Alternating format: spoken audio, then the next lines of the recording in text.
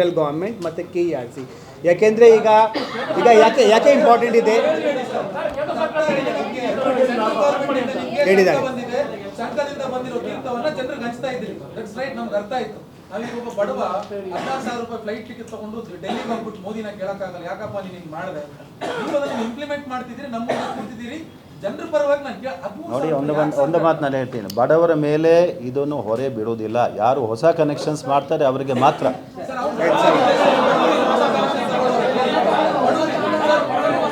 ರಾಜ್ಯದ ರೂರಲ್ ಗ್ರಾಮೀಣ ಭಾಗಕ್ಕೆ ಹೋಗಿ ಇವಾಗಲೂ ಬಡವರೇ ಇರೋದು, ರೈತರೇ ತಗೊಳ್ಳೋದು.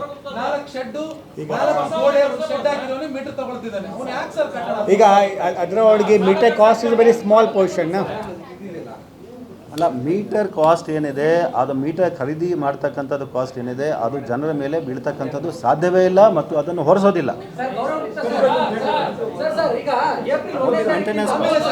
ಯಾವ ಮಾನದಂಡವನ್ನು ಆಧರಿಸಿ ಈ ಮೀಟರ್ಗೆ ಇಷ್ಟು ಕಾಸ್ಟ್ ಅಂತ ನಿಗದಿ ಮಾಡಿದ್ದೀರಿ? ಬೇರೆ ರಾಜ್ಯ ಸಿಗೋದಿಲ್ವಾ? ಬೇರೆ ರಾಜ್ಯದಲ್ಲಿ ಯಾವ ವೆಂಡರ್ ಇಂದ ನೀವು ತಗೊಳ್ತಾ ಇದ್ದೀರಿ? ಅದು ಟೆಂಡರ್ ಪ್ರಾಸೆಸ್ನಲ್ಲಿ ಬರ್ತಾರೆ ಅವರು. ಎಲ್ಲವನ್ನು ನಿಮಗೆ ಹೇಳಲಾಗಿದೆ, ಆದರೂ ಕೂಡ ನೀವು ಹೇಳಿಲ್ಲ ಸರ್, ಕ್ಲಾರಿಟಿನೇ ಕೊಟ್ಟಿಲ್ಲ. ನೀವು ಯಾರು ನಿಮಗೆ ಪ್ರೊವೈಡ್ ಮಾಡ್ತಿರೋ ಪಂಕಜ್ ಹೇಳಿ, ನೀವು ಹೇಳ್ತೀರಾ? 990 ರೂಪಾಯಿ ಯಾಕೆ ಕೊಡ್ತಾ ಇದ್ದೀರಾ ಅವನಿಗೆ? ಮಾರ್ಕೆಟ್ ಅಲ್ಲಿ ಅದಕ್ಕಿಂತ ಕಡಿಮೆ ಸಿಗೋದಿಲ್ವಾ? ಈಗ ಇದನ್ನೇ ವಿಪಕ್ಷಗಳು ಕೇಳಿರೋದಲ್ಲ, ಇದರಲ್ಲಿ ಹಗರಣ ಆಗ್ತಿದೆ ಅಂತ ಇದನ್ನೇ ಹೇಳಿರೋದು ಅವರು. ನೀವು ಅದನ್ನ ಬಿಟ್ಬಿಟ್ಟು ಉಳಿದಿದ್ದು ಸಿಕ್ಕಿಂ ಅಲ್ಲಿ 160 ರೂಪಾಯಿ, ನಮ್ಮಲ್ಲಿ 116 ರೂಪಾಯಿ RDS ರೂಲ್ಸ್ ಇದೆ, ನಾವು ತೆಲಂಗಾಣದವರು ಅಪ್ಲೈ ಆಗಲ್ಲ, ಅದಕ್ಕೆ ಹಾಗಾಗಿ ನಾವು ಬಲ್ಕ್ ಅಲ್ಲಿ ತಗೊಳ್ತಾ ಇಲ್ಲ, ಮಾಡ್ತಾ ಇಲ್ಲ. ಅದೆಲ್ಲ ಸರಿ. ಅದ್ರ ಹೊರತಾಗಿ ಇದೆಯಲ್ಲ, ಇದಕ್ಕೇನು ಆನ್ಸರು? 4,999 ಯಾವ ಬೇರೆ ರಾಜ್ಯ ನೀವು ನಿಗದಿ ಮಾಡಿದ್ರಿ?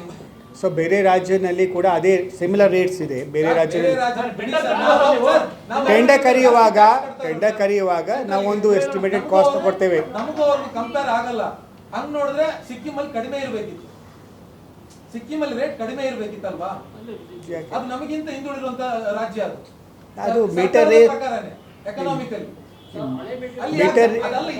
ಮೀಟರ್ ರೇಟ್ ಅದು ಅದರಿಂದ ಸಂಬಂಧ ಇಲ್ಲ. ನಮ್ಮ ರಾಜ್ಯದಲ್ಲಿ ಯಾಕೆ ನೀವು 4,990 ರೂಪಾಯಿ ಕೊಡ್ತಾ ಇದ್ದೀರಾ ಮೀಟರ್ಗೆ?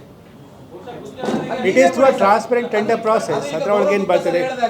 ಜನರಿಂದ ವಸೂಲಿ ಮಾಡ್ತಾ ಇಲ್ಲ, ಅದಕ್ಕೂ ಎಗ್ರಿ ಮಾಡೋಣ.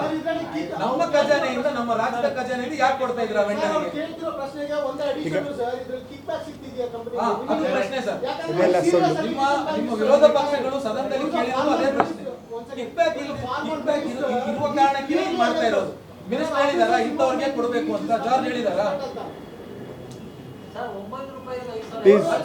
ಈಗ ನಮೂದಲ್ಲ, ನೀವು ಇದುವರೆಗೂ ನೀವು ಹೇಳಿದ್ರಿ ನಮ್ಗೆ ಅರ್ಥ ಆಗಿಲ್ಲ, ನೀವು ಬೇರೇನೋ ಮಾತಾಡ್ತಿದ್ದೀರಿ, ನಾವು ಮಾತಾಡ್ತಿರೋದು. ಈಗ MD ಬೆಸ್ಕಾಂ ಒಂದು ಟೆಂಡರ್ ಕರೆದಿದ್ದಾರೆ. ಆ ಟೆಂಡರ್ ಕರೆಯುವಂಥದ್ದು ವಿಷಯವನ್ನು ಅವರು ಹೇಳ್ತಾರೆ. ಹೇಳಿ ಡೀಟೇಲ್ ಆಗಿ. Just to address the point, electrostatic ಮೀಟರ್ಸ್ಗಳ ಲೈಫ್ ನಮ್ಮಲ್ಲಿ ಇದೆ. ಇಲೆಕ್ಟ್ರೋಸ್ಟ್ಯಾಟಿಕ್ ಮೀಟರ್ಸ್ಗಳ ರೆಸಿಡ್ಯೂಯಲ್ ಲೈಫ್ ಇದೆ. ಅದಕ್ಕೋಸ್ಕರ because of the residual life 10 years. As and when it comes, and you don't have to purchase it, because if it comes to that, in that case ಅಷ್ಟೊಳಗೆ ನಾವು ಅದನ್ನು figure out ಮಾಡಿರ್ತೀವಿ ಯಾವ ರೀತಿಯಲ್ಲಿ ಅದನ್ನು bus.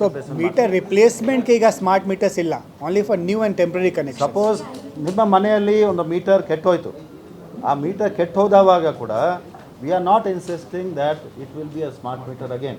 V are not suggesting that. ಇದಕ್ಕೆ the strategy for further roll out of the smart meter, ಅದರ ಬಗ್ಗೆ ಇನ್ನೂ ಚಿಂತನೆ ಮಾಡಬೇಕಾಗಿದೆ. ಅದರ ಬಗ್ಗೆ ಯಾರು ಚಿಂತನೆ ಮಾಡಿರೋದಿಲ್ಲ.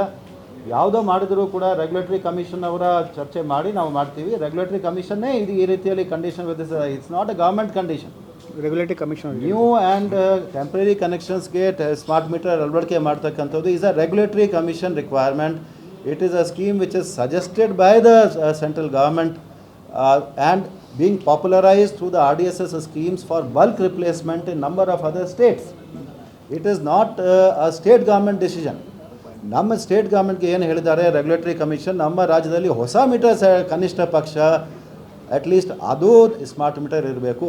ಅದನ್ನು ಮಾಡ್ತಕ್ಕಂಥದ್ದನ್ನು ನಮ್ಮಲ್ಲಿ only for A smaller set of people. ನಮ್ಮಲ್ಲಿ 3 ಲಕ್ಷ 4 ಲಕ್ಷ ಹೊಸ ಮೀಟರ್ಸ್ ಏನು ಬರ್ತವೆ ಅದಕ್ಕೆ ಮಾತ್ರ ನಾವು ಈ ವರ್ಷ ಇದನ್ನು ತೆಗೆದುಕೊಳ್ತಾ ಇದ್ದೀವಿ. ಎಲ್ಲರದು ಒಂದೇ ಪ್ರಶ್ನೆ ಏನಂದ್ರೆ ಎಲ್ಲರದು ಒಂದು ಪ್ರಶ್ನೆ ಏನಂದ್ರೆ ನೀವೆಲ್ಲ ಹೇಳೋದು ಎಲ್ಲರಿಗೂ ಅರ್ಥ ಆಗಿದೆ. 5,000 ರೂಪಾಯಿ ನೀವು ಚಾರ್ಜ್ ಮಾಡ್ತೀರಾ, 10 ವರ್ಷ ಯಾಕೆ? ಆ 10 ವರ್ಷದಲ್ಲಿ 5,000 ಅಂದ್ರೆ 5,000 ಒಂದೇ ಸಲ ಪೇ ಮಾಡಬೇಕು sir. When you purchase the meter you will pay once. ನೋಡಿ ಒಂದು ನಿಮಿಷ ಹೇಳ್ತೀನಿ. 5,000 10 ವರ್ಷಕ್ಕೆ ಪೇ ಮಾಡುವಂಥ ಪ್ರಸಂಗ ಇಲ್ಲ.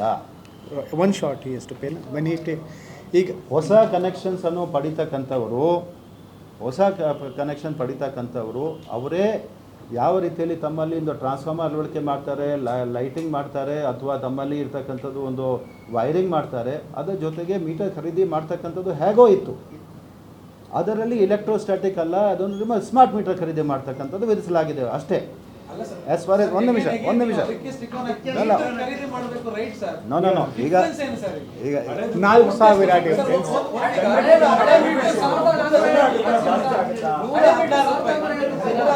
ರೂಪಾಯಿ 75 ರೂಪಾಯಿ ಎಕ್ಸ್ಪೆಂಡಿಚರ್ ₹41 ಮೀಟರ್ ಅದಲ್ಲ ನೀವು ಹೇಳ್ತಾ ಇರೋದು. ಈಗ 41 × 120 ಅಂತಂದ್ರೆ ಅಪ್ರಾಕ್ಸಿಮೇಟ್ಲಿ ಸರ್ ಹೇಳಿದಾಗೆ 4,990 ರೂಪಾಯಿ ಆಗುತ್ತೆ. 25 ರೂಪಾಯಿ ಮೇಂಟೆನೆನ್ಸ್, ಅದು ಸಾಫ್ಟ್ವೇರು, ಹಾರ್ಡ್ ಡಿಸ್ಕ್ ಹಾಳು ಮಾಡೋದೆಲ್ಲ ಉಳಿದ 9,000 ರೂಪಾಯಿ ಆಗುತ್ತೆ. ಪ್ಲಸ್ ಮಾಡಿದ್ರೆ 13,200 ಸಮಥಿಂಗ್ ರುಪೀಸ್ ಬರುತ್ತೆ. ಹೆಚ್ಚುವರಿಯಾಗಿ ಯಾಕೆ ಸರ್ ಸೆಂಟ್ರಲ್ ಗವರ್ಮೆಂಟ್ ಒಬ್ಬ ಬಡವ ವಿಮಾನ ತಗೊಂಡು ಮೋದಿಯನ್ನ ಕೇಳಕ್ ಆಗಲ್ಲ ಸರ್. ನೀವು ಅದನ್ನ ಇಂಪ್ಲಿಮೆಂಟ್ ಮಾಡದೇ ಇದ್ರೆ ನಿಮ್ಮನ್ನ ಕೇಳ್ತಾ ಇದ್ದೀವಿ. ಯಾಕೆ ಸರ್ ಕಟ್ಟಬೇಕು 13,220 ರೂಪಾಯಿ 10 ವರ್ಷಕ್ಕೆ ಯಾಕೆ ಕಟ್ಟಬೇಕು ನಾವು? ಈಗ direction of the central electricity authority.